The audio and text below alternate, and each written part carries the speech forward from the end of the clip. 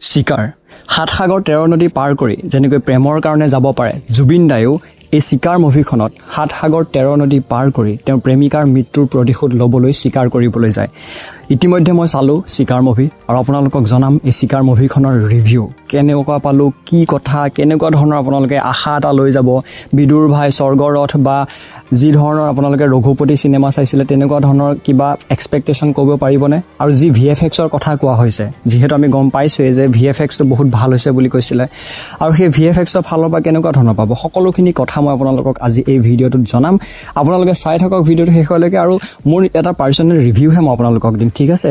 কাৰণ চিনেমাখন বনাওঁতে বহুত কোটি টকা খৰচ হয়, আমি সকলোৱে জানো। তথাপিতো ভাল পোৱা বেয়া পোৱাটো আমাৰ লগত কথা, আপুনিও জানে। আপুনি হয়তো ভাল পাব পাৰে বা কোনোবাই বেয়া পাব পাৰে। মই কেনেকুৱা পালো নিশ্চয়কৈ জনাই আছো, আপুনিও জনাব যদি আপুনি ইতিমধ্যে এই Sikaar চালে। ফিল্মখন প্ৰায় 2 ঘণ্টা 30 মিনিটৰ হ'ব আৰু ফিল্মখনৰ মাজৰ সময়খিনি হয়তো আপোনালোকে অকণমান বৰ পাব পাৰে, হয়তো এনেকুৱা লাগিব পাৰে যে কাহিনীটো টানিছে নেকি, তেনেকুৱা ধৰণৰ এটা ফিল হ'ব পাৰে। ফিল্মখনৰ কাহিনীটো তেনেই চিম্পল হয়, ট্ৰেইলাৰটো চালেই অনুমান কৰিব পাৰি, কিন্তু ট্ৰেইলাৰটো চাই যদি আপুনি ভাবে যে এইটো মানুহ ভাল চিনেমাখনত বা এইটো মানুহ বেয়া আৰু এইটো জুবিন দায়ে মাৰিব, অৰ্থাৎ এই মানুহটোক জুবিন দায়ে হত্যা কৰিব, এইটোক কিবা কৰিব, তেনেকুৱা যদি কিবা অনুমান লগাব বিচাৰিছিলে তেন্তে হ'লে আপোনালোকৰ সেয়া ভুল, কাৰণ ট্ৰেইলাৰটোত সেইবোৰ আপোনালোকে দেখা নাপায়। চিনেমাখন চালে আপোনালোকে সম্পূৰ্ণ ছাৰপ্ৰাইজ হ'ব যে কেনেকুৱা কি কথা।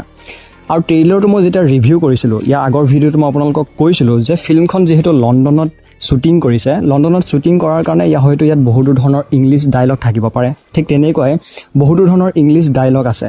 আৰু এটা কথা কি যে দুজন অসমীয়া জনা মানুহেও ইংলিছত কথা পাতি আছে আৰু ছাবটাইটেল নিশ্চয়কৈ দিছে। আমি সকলোৱে জানো চিনেমা হলত আমি ছাবটাইটেলেই চাম নে চিনেমাখনে চাম, গতিকে সেইটোত আমাৰ অকণমান হয়তো মোৰ পাৰ্চনেলি অকণমান অসুবিধা অনুভৱ কৰিলোঁ।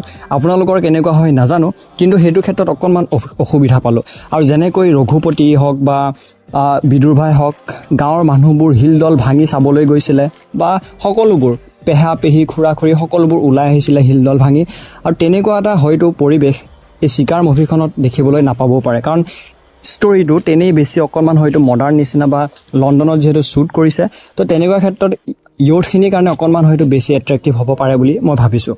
লগতে ইয়াৰ ক্ষেত্ৰত আপোনালোকে Sikaar মুভিখন যেতিয়া চাব তেতিয়া আপোনালোকে সেই তেনেকুৱা এটা ফিল নাপায়, মানে সেই যিটো গোটেই মুভিখন পূৰা এণ্টাৰটেইনমেণ্ট হয়তো আপোনালোকে নাপাব পাৰে। আৰু ধ্যানী মোহনৰ ৰোলটো বৰ বেছি সময় আপোনালোকে পৰ্দাত দেখিবলৈ নাপাব, কিন্তু ধ্যানী মোহনৰ ৰোলটো বেছি সময় নেদেখে যদিও যিমান সময় দেখিব আপোনালোকে হয়তো তেওঁৰ কাম দেখি পেলাই বা তেওঁৰ এক্টিং দেখি খুবেই বেছি ভাল পাব, তেওঁ ভাল এক্টিং কৰিছে। আৰু এটা কথা কি হয় যে ধ্যানী মোহনৰ যি হত্যা হয় সেই যিটো হত্যা কৰাৰ দৃশ্যটো আপোনালোকে দেখিবলৈ পাব, সেইটো দেখিলে আপোনাৰ এনেকুৱা লাগিব যে সঁচাকৈয়ে ছোৱালী মানুহৰ মগজটো আঁঠুত থাকে নেকি।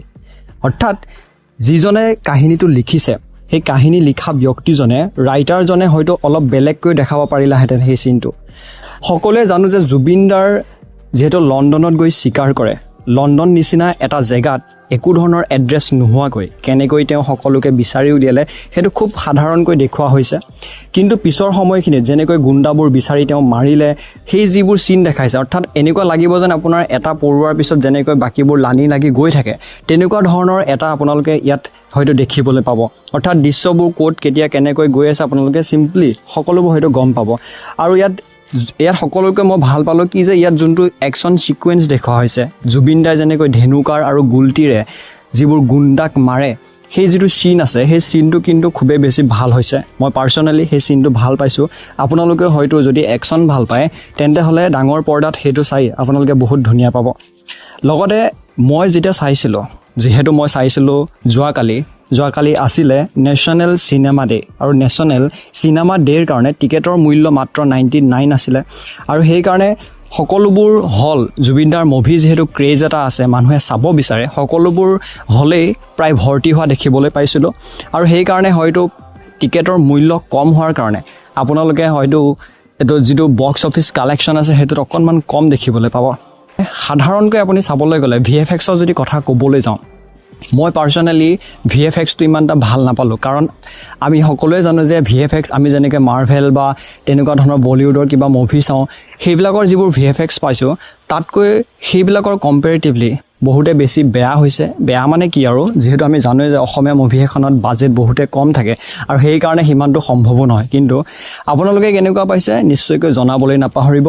ছবিৰ অৰ্থৰ অন্য এটি ভিডিঅ' আপোনালোকে পাবৰ বাবে চেনেলটো ছাবস্ক্ৰাইব কৰি থ'ব আৰু এই ভিডিঅ'টো এটা লাইক কৰি দিবলৈ নাপাহৰিব। ধন্যবাদ।